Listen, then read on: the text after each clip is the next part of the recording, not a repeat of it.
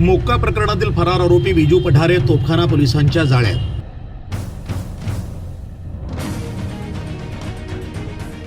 अहिल्यानगर शहरातील मोक्का प्रकरणातील फरार आरोपी विजू पठारे याला तोफखाना पोलिसांनी मोठ्या शिताफीनं ताब्यात घेतले।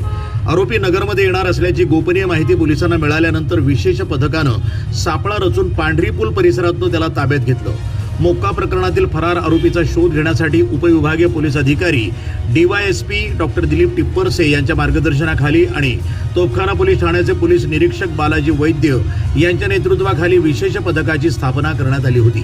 या पथकाला आरोपी विजू पठारे हा पांढरी पूल मार्ग नगरमध्ये येत असल्याची खात्रीशीर माहिती मिळाल्यानंतर तातडीनं कारवाई करण्यात आली। पथकानं सापळा रचून आरोपीला पांढरी पूल परिसरात ताब्यात घेतलं। ही कारवाई पोलीस उपनिरीक्षक योगेश चाहेर, सुजय हिवाळे, भानुदास खेडकर आणि सुमित गवळी यांनी यशस्वीरित्या पार पाडली। फरार आरोपीला अटक करण्यात आल्यानं मोक्का प्रकरणाच्या तपासाला अधिक गती मिळण्याची शक्यता असून पुढील तपास तोफखाना पोलीस हे करत आहेत। वृत्तसंपादन विभाग, न्यूज टुडे 24, पांढरी पूल, अहिल्यानगर।